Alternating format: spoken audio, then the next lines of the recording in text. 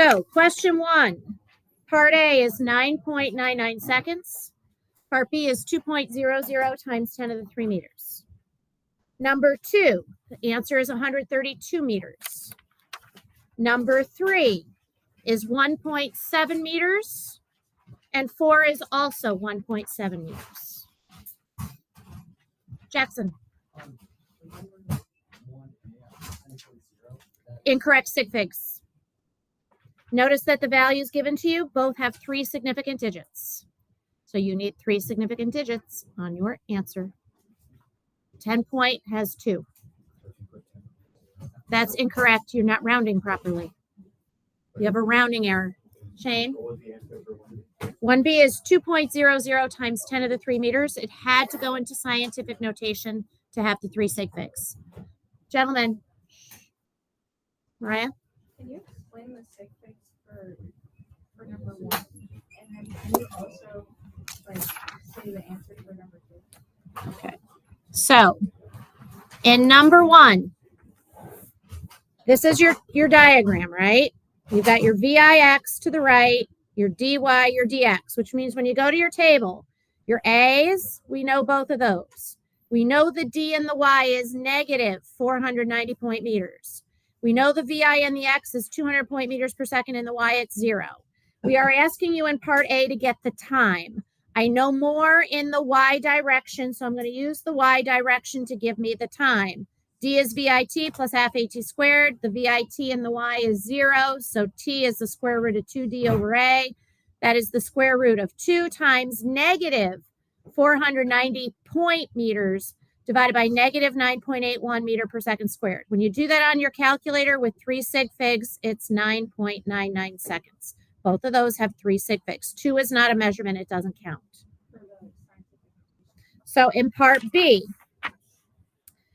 to get the D in the X direction, use the same equation, but the half AT squared drops out because the A in the X is 0.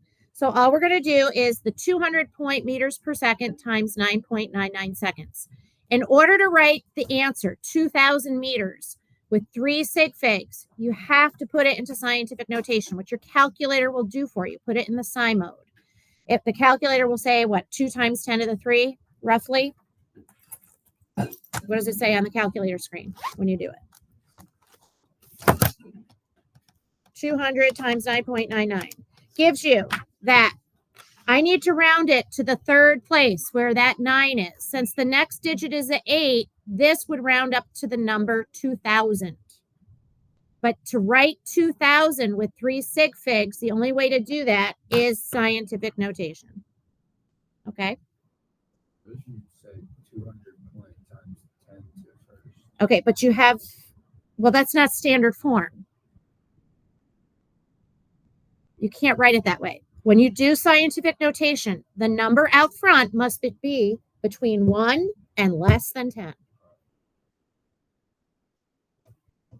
Even though that is correct, it works out to be the same number. It is not correct scientific notation. That you learned in middle school. The number out front must be between 1 and 10. Yeah. So in number 2, your diagram should look like this. Your VIX to the right, 22.0 meters per second. Your DY pointing down, 176.4 meters. You don't have the DX or the T. I'm asking you for the DX, but in order to get the DX, you got to get the T first. So when I complete my chart, I know the A's, I know the D and the Y is negative 176.4 meters. I know the VI and the X and the Y. To get the T, I'm going to use the Y direction. D is VIT plus half AT squared. The VIT is 0, so T is the square root of 2D over A. Square root of 2 times negative 176.4 meters divided by negative 9.81 meter per second squared. Take that square root, gives you 6.00 seconds with the 3 sig figs because of the acceleration of gravity. Now that can go in the chart, and I can use that to help me get my D in the X direction using the same equation. D is VIT plus half AT squared. The half AT squared drops out because A in the X direction is 0. I'm now going to plug in. So 22.0 meters per second times 6.00 seconds with 3 sig figs is 132 meters. Anything else? All right, you get to use that assignment. along with your reference table, your pencil, and your calculator to help you with today's quiz. If you didn't do the homework, all you get is your reference table, your pencil, and your calculator. Please follow the directions at the top of the quiz to help you with the quiz question. One question. Good luck. When you have finished the quiz, please raise your hand so I can come and collect this from you.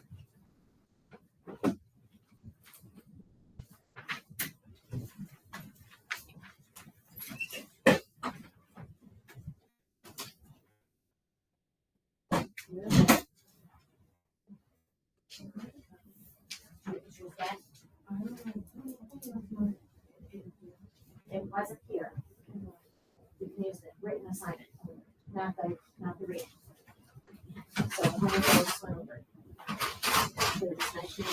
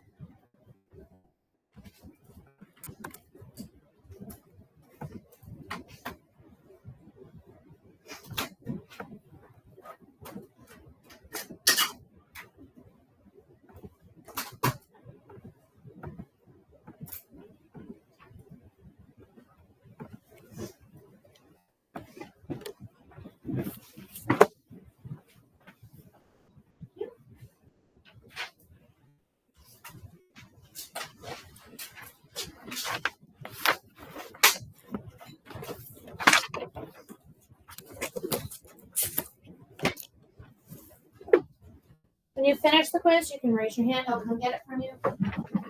And then you can just take out your notebook, reference table, pen, pencil.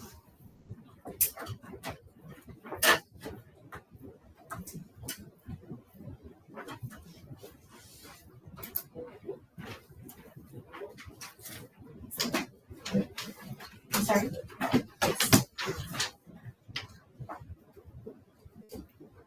Just get to use the homework that you did today. That's it.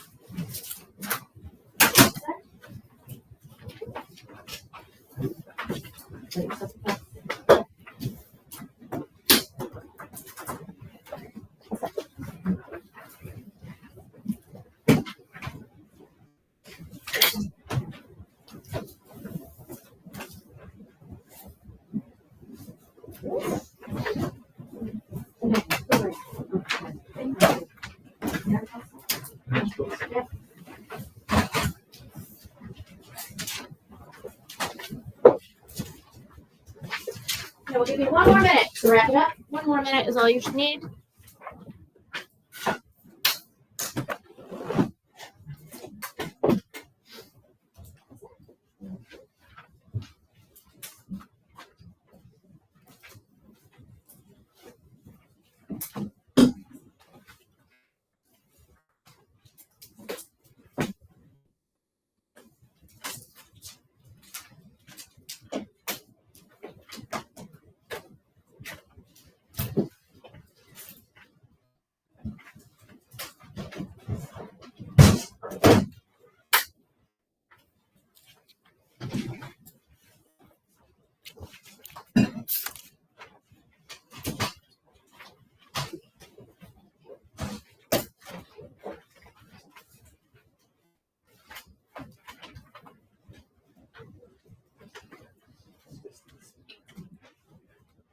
Once I've got your quiz, you can put everything away except your pencil, your reference table, and your notebook. You will not need your packet at all today.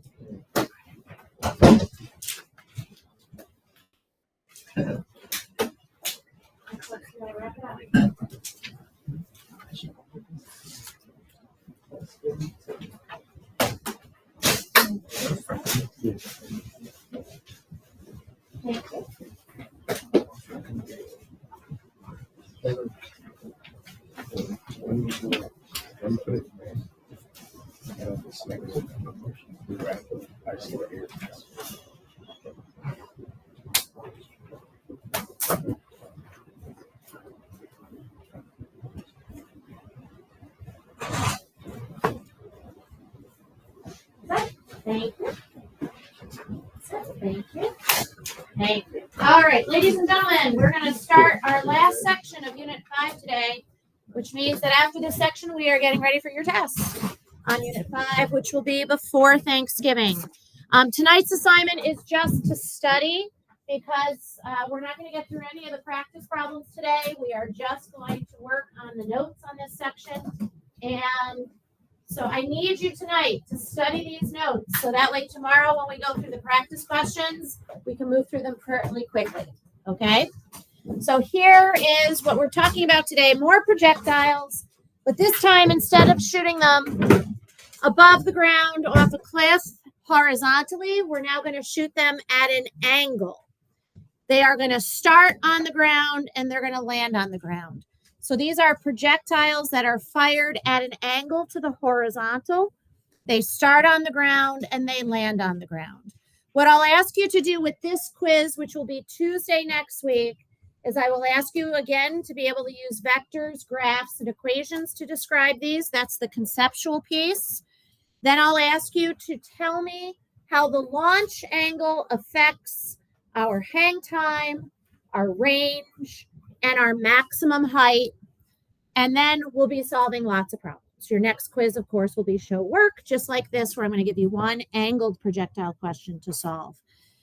All right, so let's go through what an angled projectile is. When I say we have an angled projectile, what we're talking about is launching a projectile at an angle to the horizontal.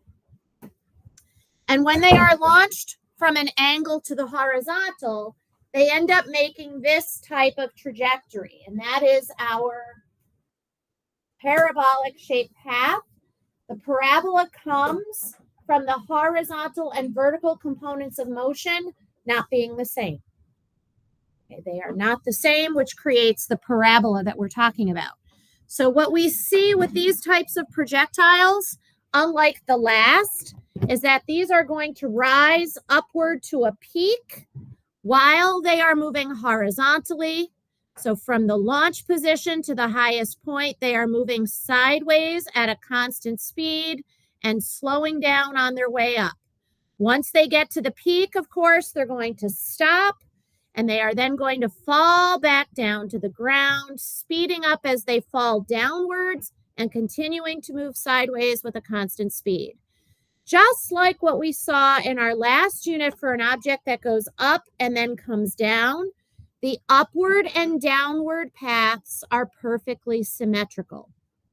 Remember talking about that they had the symmetry on the way up and on the way down, same heights on equal points around the peak. So you can see a second before the peak and a second after the peak, they are at the same height. 2 seconds before the peak and 2 seconds after the peak, they're at the same height, and so on and so forth. Now, the kinds of things that I will ask you to solve for here are things like how long is it in the air, the hang time. I'll ask you to solve for the range. And I will probably also ask you to find how high up these go. Those are generally the things that we ask you for.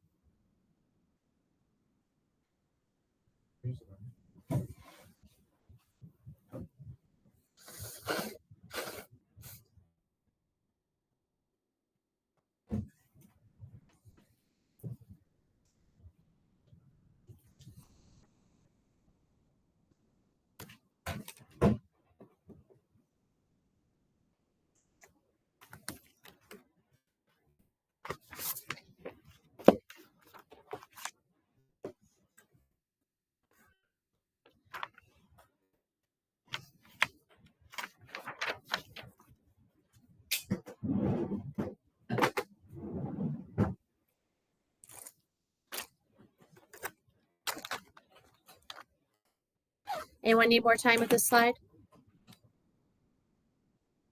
Okay. So let's talk about the effect. Did you raise your hand, Josh? You need more time? Okay. So let's talk about the effect of altering the launch angle from the horizontal. So one thing that we have to make sure we understand is that I'm not going to change the speed with which the cannonball is coming out of the cannon. All I'm going to do is change how much the barrel of the cannon is tilted from 0 degrees where it's launched horizontally to 90 degrees when I shoot it straight up and it comes straight back down on itself.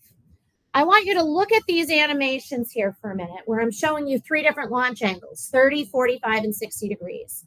And what I want us to do is describe what effect we see as I increase the launch angle to the range of the projectile, to the hang time, and to the maximum height that's achieved. And you can see we are leaving a trail of dots so that way it's easier for us to see what's happening. Let's talk about the effect on the range.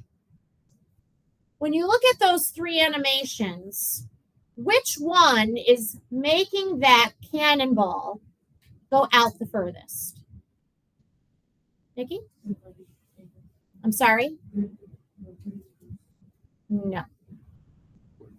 45. 45 is making it land the furthest out. That has the biggest range. You see that here? This point is further out than that point or the point here. So we'll look at that again. See, 60 is less than that, and that 30 was less than that. So the range is largest at 45 degrees. That's just something you got to know. Now, the reason that happens is because at 45 degrees, that initial speed has equal amounts forward and up, right? We got a 45, 45, 90 triangle. So the vertical and horizontal sides are exactly the same, produces the biggest effect going out. Now let's take a look at those 3. The next thing I want you to talk to me about is the hang time.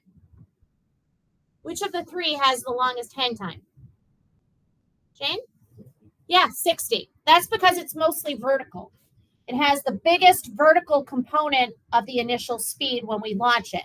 In fact, the more vertical I make this, the more velocity is given upward, the longer it will therefore stay in the ground because now it is going for you're giving the most oomph upwards against gravity. The higher things go, we know the longer they will stay in the air. And lastly, let's talk about the maximum height. Which of those 3 trajectories produces the maximum height? 60. Again, because most of the velocity is vertical. The more vertical I can make the cannonball's barrel, the higher it will go. All right, so let's talk about what that means, therefore.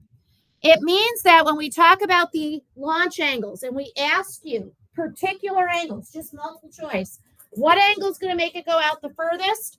So long as it starts on the ground and ends on the ground, it's always 45 degrees. That does not hold true if I put the cannon on top of a cliff and angle the barrel. Then 45 won't make it go out as far. Then we actually want it a little bit more vertical to make that happen. But that's not what we're going to cover in this class. Whenever we deal with an angled projectile in this course, it starts on the ground and ends on the ground. So 45 degrees always gives you the biggest range. If I wanted to stay in the air the longest, I needed to go up as high as possible. The way I make it go as high as possible is take that cannon barrel, shoot it straight up. That gives you all the velocity against gravity, which produces the maximum height, and therefore the biggest hang time as well. The higher things go, the longer it will take them to come back down to the ground. Those three angles you just got to know for those variables. Those are just quick multiple choice questions. I'll give you 4 angles as a choice. Now, I do want you to notice something about the 30 and 60 degree trajectories.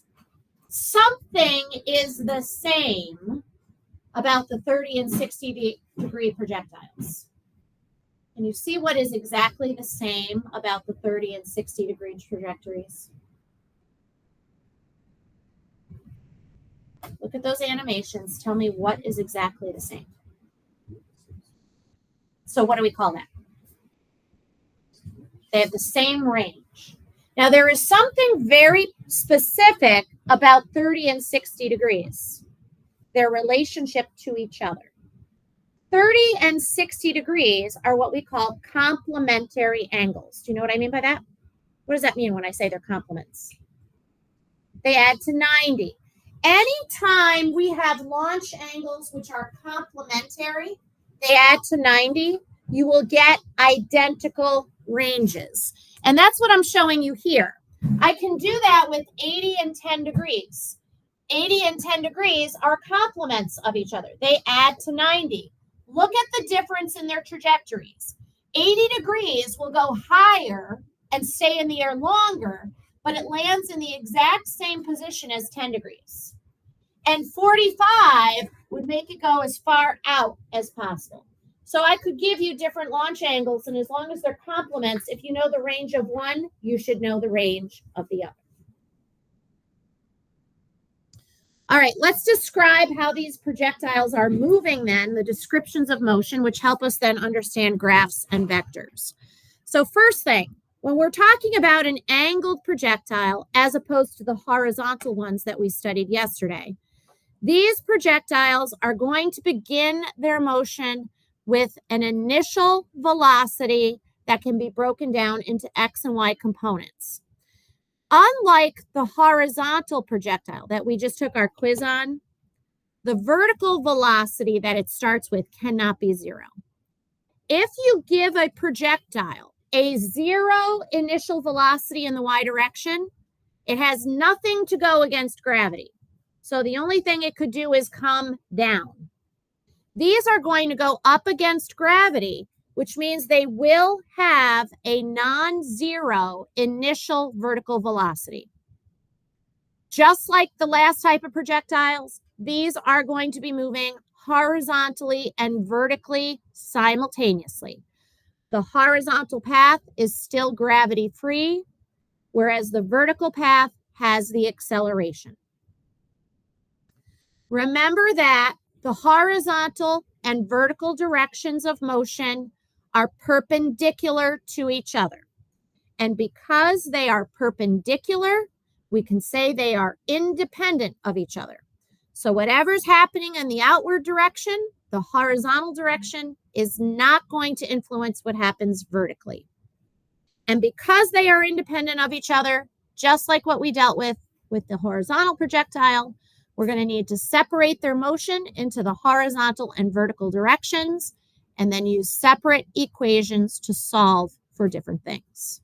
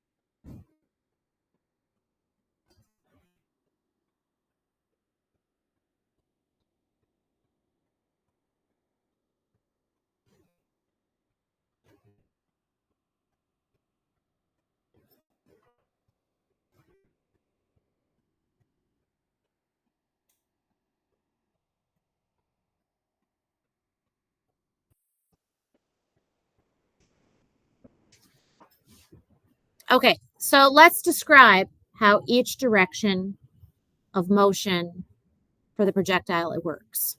So remember that in the horizontal direction, we would describe that path as having a constant velocity.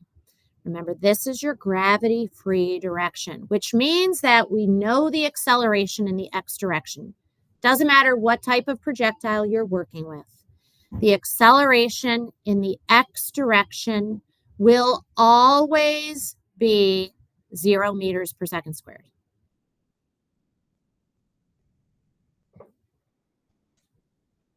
In the vertical direction, this is where we have an acceleration that doesn't change. And that acceleration, remember, comes from gravity. We see that symmetry of motion in the vertical direction on the way up and on the way down. The only thing we know here in the vertical direction, because we're dealing with problems on Earth, is that the acceleration will be negative 9.81 meter per second squared. That is not changing. We are not doing these problems on Mars. We're doing them here on Earth, at least right now. Because we are launching this projectile up and out simultaneously, the VI in the y direction is not 0. It's not. It can't be. If you have an initial velocity in the vertical direction of 0, the only thing that can happen is it can come down. That's it. It can't go up. These have to go up first. So you have to give it some velocity against gravity so it can move in that direction, which means that we're going to have to figure out what that initial velocity is in both the x and the y directions. And the way we do that is using trigonometry. We use our trig functions, our sine and cosine functions to do this. Now, we have made this a little bit easier for you on your reference table, where we've given you the equations you will need to come up with these two components of the velocity. So let's make sure we have our reference table out in front of us so we can check off some new equations that we're going to work with. These are all on page 6 that we're going to work with for this. So what we'll be doing is we'll be giving you the launch speed and the angle at which this was launched. Okay. What I mean by that is generally what we do is we give you a velocity like this at an angle. You're never going to use that VI and that angle to help you solve the projectile question. You need to break it down into an X component and a Y component. Notice I've drawn them head to tail. That's how you'll be doing it as well. So you'll have a VIX, which points to the right, and a VIY, which points up. You generally are not given these two values. You're given the speed. This is our launch speed. And that angle theta is your launch angle from the horizontal. Okay, those are generally what you're given. And before you do anything else in the question, after your sketch, is you have to come up with these two sides of the triangle. So let me talk to you about how you get the VIX and the VIY after you've sketched it. Okay, can I go on to that? All right. So to get your VIX, what you'll do is use this equation on your reference table. The equation is capital A sub x equals capital A times the cosine of theta. Do you see that on your reference table on page 6? Let's go ahead and check that off together. That is right here. AX equals A cosine theta. Check that off. Now, let's talk about what these things stand for. If I look in the right-hand column, you'll see that the capital A does not mean area. It does not mean acceleration. It's used to represent anything that's a vector. Check that off. Anything that's a vector. Right now, you know of 3 things which are vectors. Can you tell me what those 3 things are? What 3 things do we know of that are vector measurements? Shane, one of them. Velocity. What else? Eric? Displacement. And Nikki? Acceleration. Very good. Those are your 3 vectors. We can find the x component. That's what that means. The x component of the vector. If I take the vector measurement and multiply it by the cosine of the angle with the horizontal. Now, in addition to checking off the capital A, please come down to the bottom and let's check off the angle theta. That stands for the angle with the horizontal, and this will always be measured in degrees in this class. We will not use radian measure. It's always going to be in degrees. All right, let's then talk about how we'll get the y component of our initial velocity when I give you the launch speed. To get the y component of your initial velocity, you're going to use the equation ay equals a sine theta. Again, what does this capital A stand for? Anything that's a vector. In this case, velocity. I can get the y component of the vector by taking the vector's measurement and multiplying it by the sine of the angle with the horizontal. Let's check that off on page 6 of our reference table right here. So we've just added 2 equations to our repertoire that we can now use to help us solve problems for the x and y components of things. All right, let's talk about how we solve these questions then. The steps we're going to go through for every problem. Like we did with our horizontal projectiles, we will always start with a sketch. These sketches look different than what we just did. You'll see tomorrow when we do our problem solving what our sketch will look like. So start with a sketch, and we'll label things on the sketch that we need to help us solve the question. So step 1 is a sketch. Now, before you make your givens table, you're going to do one other thing. You're now going to find the VIX and the VIY if they were not given to you. And how are you going to get them? Using the 2 equations we just learned. AX equals A cosine of theta will give you the VI in the X direction. And to get your VI in the Y direction, you'll use AY as A sine theta. So you're going to use those 2 new trig equations I just provided you to help you get these components. Now that you have those components, you're going to go ahead and make your givens table. And you're going to set it up the same way we did yesterday with the variable in the left column. The middle column will tell you what you know about the X direction, and the right-hand column will tell you what you know about the Y direction. And then from here, it's exactly the same as what we've always done. What's the next step after the givens table? After the givens, we always do the unknown. That's right. Then you're going to identify what does the question ask you to calculate? What's your unknown variable?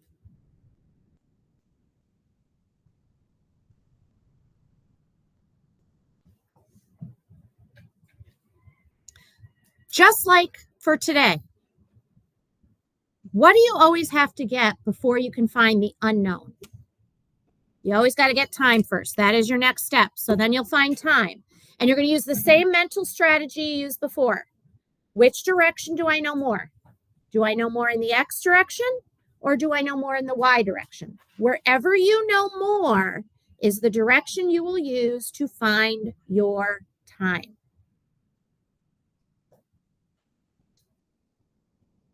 And then once you have your time, you'll now solve for whatever I asked you to come up with. Okay, just like we did for today. So there's only, there's a little curve in the road here where we have to come up with our VIX and our VIY using the launch speed and the launch angle. And once you've done that and you've broken it up, it's then very similar to what we did with our horizontal projectiles for today.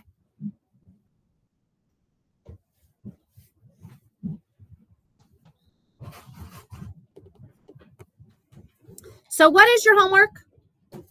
Study these notes. So that way tomorrow, when we start going through the problem solving, we can go through very quickly.